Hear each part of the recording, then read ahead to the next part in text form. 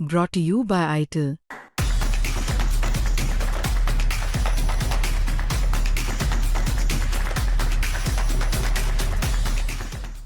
बेगुनाह चीखों से जिसे सुकून मिलता है बेहिसाब, उसकी हर मुस्कान के पीछे एक लाश का राज छुपा रहता है। आज हम आपको ऐसी ही एक कहानी से रूबरू करवाएंगे। जी हाँ, हम बात कर रहे हैं उन लोगों की जिसे बेगुनाहों की चीखें सुनकर सुकून मिलता है। हम बात कर रहे हैं उन दरिंदों की जिसे खून से इश्क है। हम उन्हें सीरियल किलर के नाम से जानते हैं। चलिए आपको लेकर चलते हैं इस कहानी की ओर। जरा इस तस्वीर पर नजर डालिए। दुबला पतला ठीक ठाक आम सा दिखने वाला ये लड़का, इसे देखकर अंदाजा नहीं लगाया जा सकता कि इसने 60 से 70 मर्डर किए हैं और इस लड़के का खौफ उस समय पूरे राजस्थान में था। इस लड़के को सब कनपट्टी मार सीरियल किलर के नाम से जानते हैं। आपने पाताल लोक सीरीज तो देखी ही होगी, जिसमें एक कैरेक्टर था हथौड़ा त्यागी। उसका किरदार भी कनपट्टी मार शंकरिया पर बेस्ड था। शंकरिया इसका शुभ नाम है, लेकिन इसका नाम कनपट्टी मार कैसे पड़ा, इसके पीछे की कहानी आपको विस्तार से बताते हैं।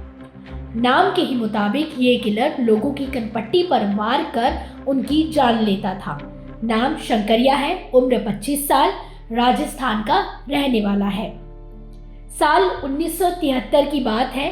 राजस्थान का श्री गंगानगर जिला, सुबह के 5 साढ़े 5 बजे होंगे। जिले के सादुल शहर थाने में तभी फोन की घंटी बजती है। दूसरी तरफ से खबर आई कि रात में गुरुद्वारे में 3 लोगों का कत्ल हो गया। पुलिस पहुंची तो देखा कि गुरुद्वारे की सेवादार और उनके बेटों का बेजान शरीर जमीन पर पड़ा था। फर्श पर बिखरा हुआ खून भी सूख चुका था। पुलिस ने जब ध्यान से शवों को देखा तो पाया कि इनके कान के नीचे किसी भारी चीज से वार किया गया।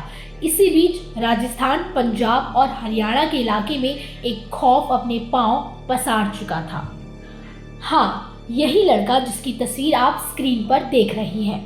ये किलर रात के अंधेरे में कंबल ओढ़कर वार करता था। कंबल में हथौड़ा छिपाए हुए रहता था। जैसे ही इसे कोई अकेला इंसान मिलता, ये उनके कान के ठीक नीचे हमला करता। कान के ठीक नीचे का हिस्सा नाजुक होता है, ऐसे में हथौड़े के 1 से 2 वार किसी को जान से मारने के लिए काफी होते हैं। कनपट्टी मार एक के बाद एक हमले कर रहा था, लेकिन वो कौन था, कहाँ था, पुलिस को इसकी कोई खबर नहीं थी। कई रातें गुजर गई पर कनपट्टी मार किलर का कोई पता नहीं चला। फिर साल 1969 में पुलिस के हाथ एक शख्स लगा। एक रात पुलिस जयपुर के एक सुनसान इलाके में जांच कर रही थी। पुलिस ने देखा कि एक इंसान कंबल ओढ़कर जा रहा है, जो पुलिस को देखते ही सड़क किनारे एक पेड़ के पीछे छुप गया। पुलिस ने कुछ देर इंतजार किया और इस बार पुलिस ने उसे दबोच लिया। हालांकि ये तब कंफर्म नहीं हुआ था कि ये कनपट्टी मार किलर है। थाने ले जाकर उससे पूछताछ की गई, तब उसने अपना नाम शंकरिया बताया, साथ ही जयपुर का एक एड्रेस बताया। पुलिस बताए गए पते पर पहुंची। वहां उन्हें शंकरिया के माँ बाप मिले, जिससे साबित हो गया कि वो सच बोल रहा है। पुलिस ने उससे थोड़ी और पूछताछ की। शंकरिया से पूछा गया कि पूरे राज्य में किलर का खौफ है, 60 से ज्यादा लोगों की हत्याएं हो चुकी हैं, ऐसे में वो अकेले कंबल लेकर कहाँ घूम रहा था। पुलिस को उस पर शक था, लेकिन उसके पास कोई हथियार नहीं मिला। जबकि जो लोग मारे गए थे उनकी पोस्टमार्टम रिपोर्ट में ये साफ था कि किसी हथौड़ी जैसी चीज से उनके सर पर वार किया गया है। शंकरिया के पास से पुलिस को कोई ऐसा हथौड़ा या कोई सबूत नहीं मिला उस समय, लेकिन कई दिनों तक पुलिस उससे पूछताछ करती रही और वो गोलमोल जवाब देता रहा। फिर एक दिन शंकरिया गुस्से में आ गया और तब पुलिस ने उससे पूछा कि 60 लोगों की हत्याएं हो चुकी हैं, क्या तुमने की है? इस पर शंकरिया ने जो जवाब दिया उससे पुलिस के होश उड़ गए। उसने कहा, 60 नहीं 70 मार चुका हूँ। हाँ, मैं ही हूँ कनपट्टी मार किलर। धीरे धीरे उसने सब उगलना शुरू कर दिया। 70 में से 50 मर्डर की तो उसे तारीख तक याद थी। हालांकि अदालत में पुलिस 70 में से बस 63 कत्लों के सबूत सामने रख पाई।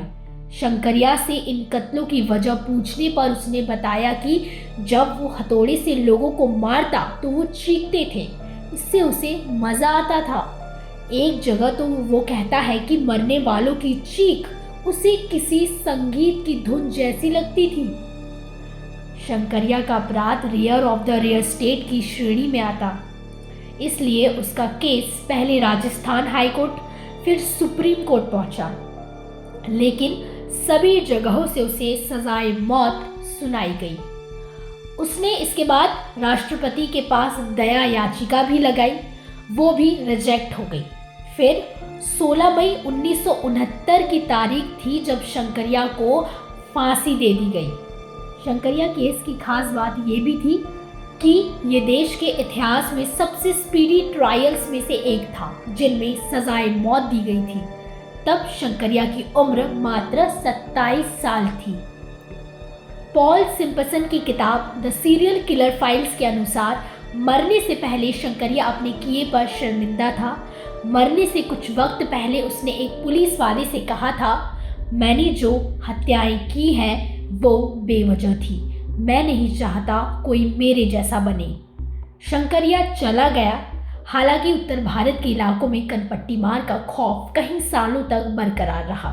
हत्या का कोई केस सामने आता, सबसे पहले अफवाह फैलती कि कनपट्टी मार फिर से वापस आ गया है। सीरियल किलिंग का ये केस देश के सबसे खूंखार अपराध की कहानी है। ऐसे ही रियल क्राइम स्टोरीज को जानने के लिए देखते रहिए क्राइम तक। Bureau report.